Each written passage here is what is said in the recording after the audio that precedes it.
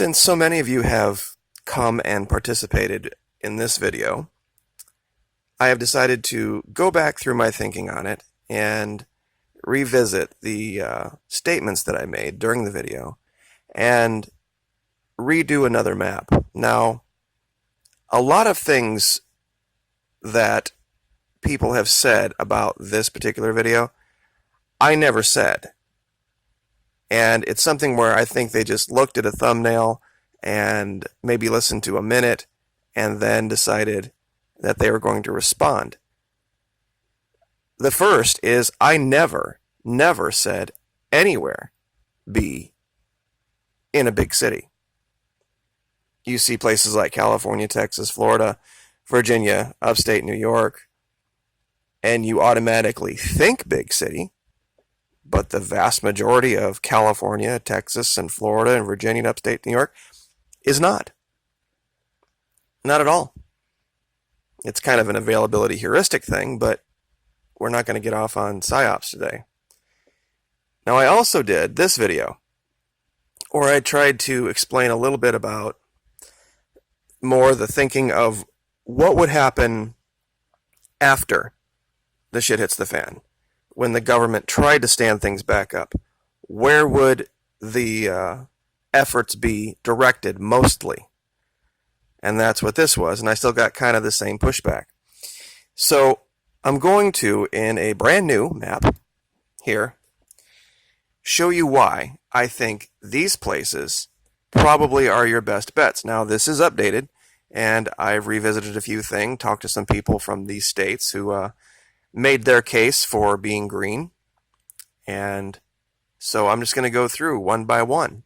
Now, I'm going to say again, the main reason that I have most of the center of the country out in red is because the security resources are very small. And I know the response is, I'm going to provide my own security. I have shown, and any military person will tell you, that only lasts for a certain amount of time. After a while, an unsupported firebase, which is what your home or your group would be, will fall, either from inside or from without some way to resupply, without some type of outside support. It's not a matter of leaning on the government or counting on the government. It's just a part of how survival works. I mean, ask the pioneers. When they were going out in the middle of nowhere, far away from any kind of authority, how that worked long term. They went out in huge wagon trains with weapons technology that far exceeded that of the Indians, Native Americans, whatever. And they still fell victim. Just because it's about when things fall apart, the nasty nature of people comes out.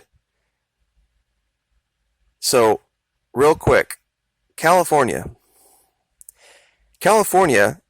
even if the U.S. government never did stand back up as a national government, they could stand on their own as a country. They have agreements with other countries for trade. And they have the ability to do that just by the sheer amount of resources they provide. Number 6 economy in the world. Same thing up here with Oregon and Washington because of their connections with Canada. Now, I know there's a lot of saying, well, it's going to be a world event. What I'm talking about is a specific event in the United States. Our currency, an EMP, something like that. Also being a port. You know, all of the ports and all of the military that is stationed through here, there isn't going to be the security problems like there's going to be out here in Nebraska and Iowa and Missouri and Kansas. Texas, its own private power grid. Lots of military resources. Lots of wealth. Also ports. They're not going to have anywhere near a problem like Colorado will. Now, the reason I have Utah in green like I hadn't before is because most of Utah is uninhabitable unless you're right around Salt Lake. And so there's really not going to be any real option for surviving outside in Utah. Most of the people in Utah are going to get to the cities, and that's going to be it out in the middle of nowhere. Even the roving prison gangs aren't going to be able to survive for long. I put Louisiana in because of the Mississippi River and their ports and the oil industry, and this will be a state that will be focused on greatly by efforts to stand the country back up and get things back normal again. Florida, for much the same reason. Massive military presence in a very small area, relatively speaking. Lots of security all through here, and lots of wealth, lots of money. Once again, Florida could act as a country on its own. In fact, Florida wasn't even part of the U.S. Revolution and was basically its own Spanish colony all the way up until the Civil War. I added in North Carolina for the same reason. I had some folks say, hey, you know what, we got a lot of military and a lot of stuff out here, Navy, and that's absolutely true. So I added in North Carolina to Virginia, Maryland, D.C. All this area here through New York, up east, is going to be heavily secured by military forces, by government forces, that if you're just an average person and you need the ability to maybe get somewhere and be protected, I would not want to take my chances in southern Minnesota. You know, if you're the type that, you know, thinks that your ability to just shoot a weapon is the end all and be all of your plan for protection, it's ludicrous. It showed in another video and in a poll about how just a simple laser can blind you. They don't even have to kill you. If you end up being blind, your plan for shooting is over. And if that's your only plan for security, you're done.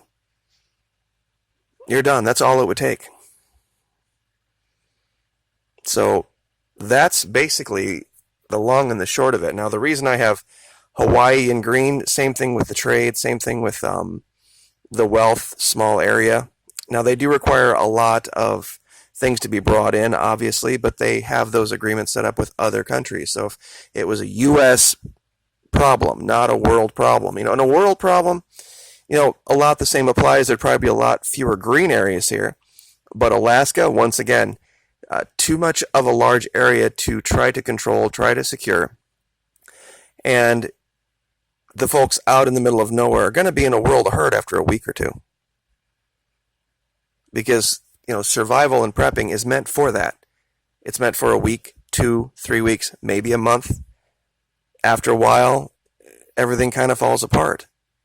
For obvious reasons. We're not our great-great-great-grandparents that, you know, knew how to live off the land, that knew how to live without electricity. Should we be? Oh, well, I suppose we could debate that. Maybe we should be.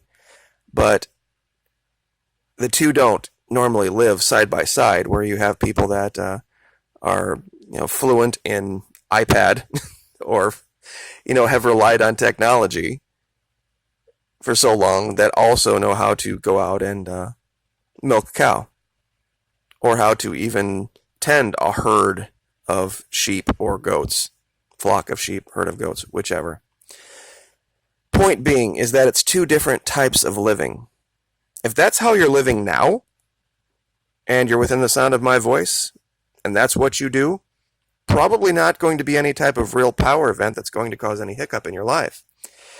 But for those people that are living out in neighborhoods, I mean regular, everyday, Joe Blow neighborhoods out in the middle of, you know, the outskirts of Lincoln, or the outskirts of Omaha, or Kansas City, or places in South Dakota, you know, the outskirts, you're going to be in trouble after about a week or two.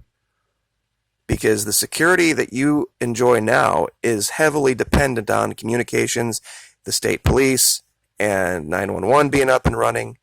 And trust me, after the criminals realize, even the ones that aren't in prison, realize that they're not on a time clock anymore for robbery or home invasion, where they've got as long as they need, you know, they're coming.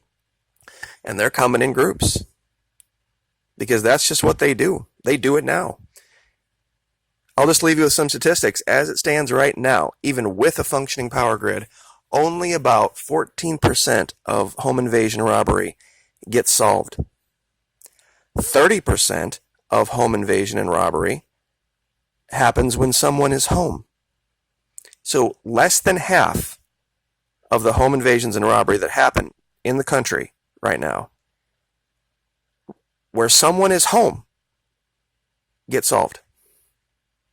So what does that say? They're not afraid of you. Most of them come through the front door.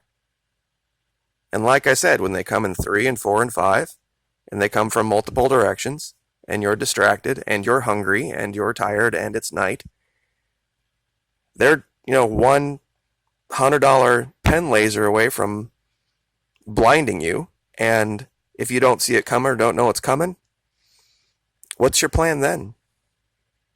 So I will leave it there.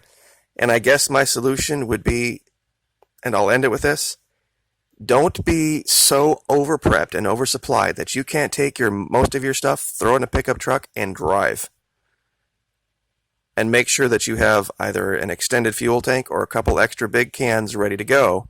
So if you have to drive for 4 or 5 or 600 miles, if you're going to live out here, that you can nonstop. That's another reason about if it's an EMP. I know there's those folk out there, cars aren't going to work. You can get copper sheathing. It's not that copper mesh sheathing is cheap. You can line the inside of your hood with it. And this whole idea also, and I don't mean to get off on a tangent here, about some giant EMP wiping everything out. EMPs don't play well with water. If there's any part of this country that is under a thunderstorm or mass amount of clouds, that EMP isn't going to affect them. There's going to be pockets where things do work and don't work.